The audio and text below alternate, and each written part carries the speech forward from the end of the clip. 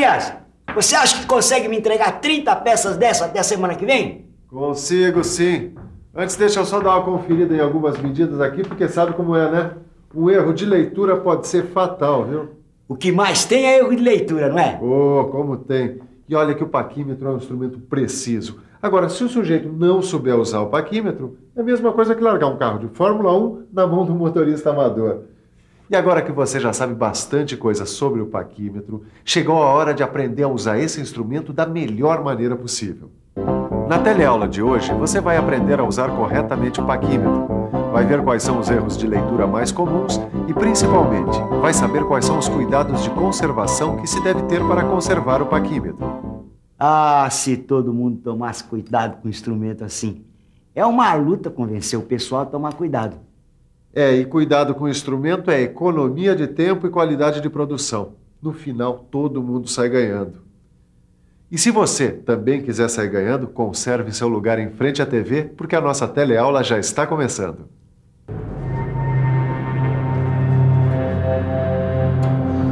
Ô Sofia, eu já estou preparando todo o material, porque depois de tudo que eu aprendi, só falta ver como é que usa corretamente o paquímetro. Isso mesmo, hoje a gente vai aprender a usar o paquímetro. Vamos lá. E a gente vai começar com colocação de medidas no paquímetro.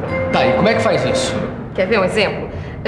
No sistema inglês, se a gente for abrir o paquímetro numa medida dada em polegada fracionária, a gente tem que ver se a fração tem como denominador 128. Legal, mas e se não tiver? Se não tiver, a gente tem que substituir pelo equivalente com o denominador 128.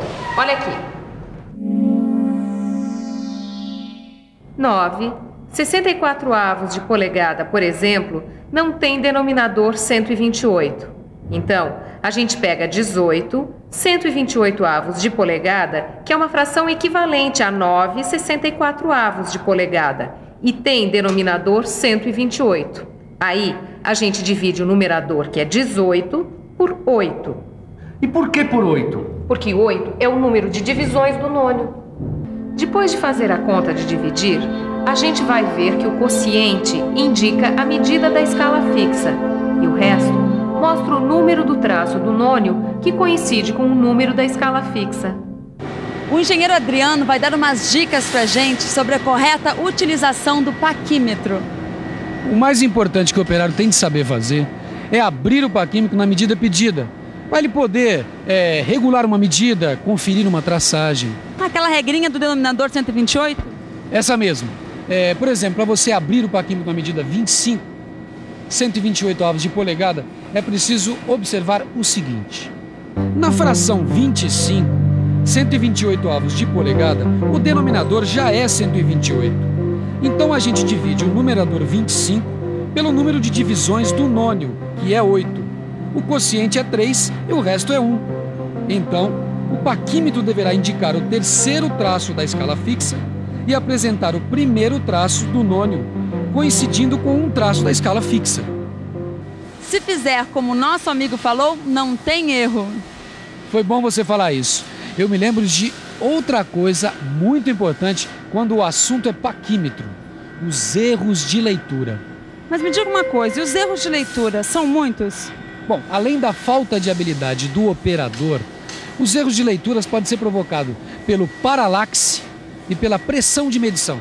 E o que é o paralaxe? O erro de paralaxe acontece porque a coincidência entre o traço de escala fixa e o traço de escala móvel depende do ângulo de visão do operador. Peraí, deixa eu ver se eu entendi. Eu vou dar um exemplo para ver se é o que eu estou pensando. Quando eu estava vindo para cá gravar esta reportagem, eu falei para o motorista do carro de reportagem que a gasolina ia acabar. Aí ele falou que tinha bastante e que dava para andar muito ainda. Mas de onde eu estava, eu jurava que a gasolina estava no fim. E não estava. Este é um erro de leitura muito comum. E não tem jeito de corrigir isto? Não, e eu vou te explicar por quê. Olha aqui. O cursor, onde é gravado o nônio, por razões técnicas de construção, tem uma espessura mínima. Aqui ele está simbolizado pelo A minúsculo. Ele fica sobre a escala principal. Assim, os traços do nônio, aqui representados por TN, são mais elevados do que os traços de escala fixa, aqui representados por TM. Bom, esse erro de paralaxe é um troço que a gente tem que tomar muito cuidado, né, Ananias? Tem sim, e olha aqui por quê. Se a gente colocar um instrumento perpendicular à vista e os traços do nônio e os da escala principal estiverem sobrepostos, cada um dos olhos projeta o traço do nônio em posição oposta. Deixa eu ver se eu entendi. Se eu fizer a leitura nessa posição, eu leio 4 décimos de milímetro.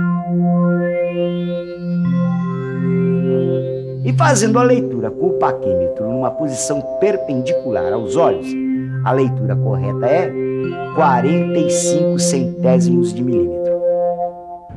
Ó, erro de paralaxe eu já entendi o que é. Agora esse tal de pressão de medição é um erro que acontece como? Eu vou te mostrar. Dá uma olhadinha. Ih, esse cursor tá meio torto, né? Um pouco. O erro de pressão de medição acontece no jogo do cursor, que é controlado por uma mola e 2 parafusos. Se o cursor ficar inclinado em relação à régua, isso vai alterar a medida. O cursor não pode estar muito preso, nem muito solto. O operador deve regular a mola para adaptar o instrumento à sua mão. Para isso, ele tem que girar os parafusos até encostar no fundo e depois retornar mais ou menos 1/8 de volta. Depois do ajuste, o movimento do cursor deve ser suave, mas sem folga. Agora que a gente viu como evitar alguns erros, vamos falar sobre a técnica de utilização do paquímetro. Para ser usado corretamente, o paquímetro precisa ter seus encostos limpos e a peça que vai ser medida tem que ser posicionada corretamente entre eles. É muito importante abrir o paquímetro com uma distância maior que a dimensão do objeto a ser medido, para que não tenha atrito entre o paquímetro e a peça. Veja que o centro do encosto fixo deve ser encostado numa das extremidades da peça. Aí, o paquímetro deve ser fechado suavemente até que o encosto móvel toque a outra extremidade. Depois de fazer a leitura, com a peça no paquímetro, ele deve ser aberto e a peça retirada, mas sem tocá-la nos encostos, hein? Alguns cuidados são necessários no uso do paquímetro para medidas externas e internas, medidas de profundidade e de ressaltos. Com este paquímetro aqui, Vitorino, como é que você faz para determinar a medida externa dessa peça? Medida externa? Deixa eu ver, ó. Eu encosto a peça aqui no encosto fixo e fecho o paquímetro suavemente, ó. Não, tá errado, ó. No caso de medida externa, a gente tem que colocar a peça entre os bicos de medição de maneira mais profunda, para evitar o desgaste das pontas dos bicos. Para determinar a medida externa com mais segurança, as superfícies de medição dos bicos e da peça devem ser bem apoiadas, para evitar erros como esse da imagem da esquerda. Ao lado, a gente pode ver a superfície com um apoio correto.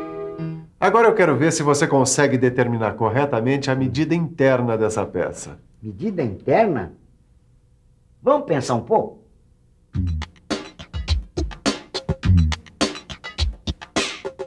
Deixa eu ver.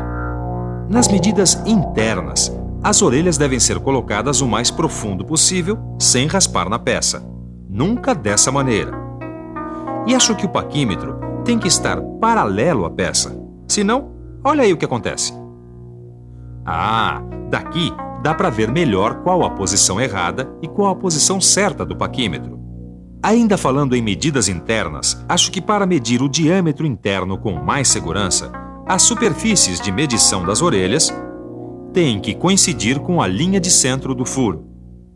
Nas medidas internas, o operador tem que tomar a máxima leitura para diâmetros internos e a mínima leitura para faces planas internas.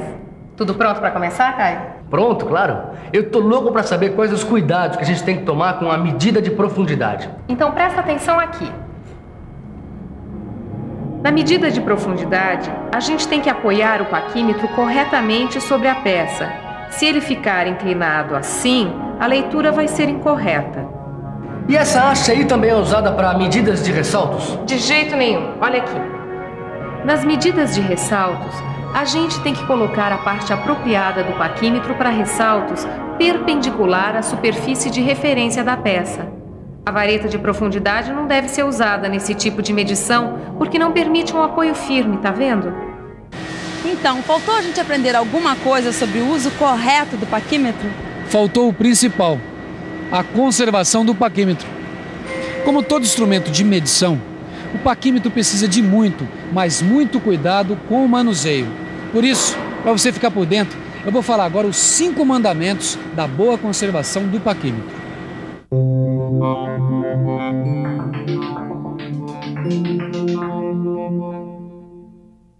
Manejar o paquímetro sempre com todo cuidado, evitando choques. Não deixar o paquímetro em contato com ferramentas para não lhe causar danos. Evitar arranhaduras ou entalhes, pois isso prejudica a graduação. Não pressionar o cursor além do necessário. Limpar e guardar o paquímetro em local apropriado. Bom, em matéria de paquímetro a gente aprendeu bastante hoje, mas não custa ficar de olho na revisão para ver se não escapou nada. E atenção, se liga aí que é hora da revisão. Na teleaula de hoje, você aprendeu a fazer a colocação de medida no paquímetro. Viu que os erros de leitura mais comuns são a paralaxe e a pressão de medição. Aprendeu algumas técnicas de utilização do paquímetro. E finalmente viu que a conservação do material é um fator muito importante quando o assunto é medição. Bom, com esta teleaula a gente encerra o nosso estudo sobre paquímetro. Mas é bom praticar sempre. Por isso, sempre que for possível, é bom você ler algumas medidas. Comece dando uma boa revisada no seu livro e resolvendo os exercícios. Falando nisso, você está conservando seu livro em bom estado? Olha lá, hein? Ele também é um instrumento útil, pois mede o nosso conhecimento. Até a próxima aula.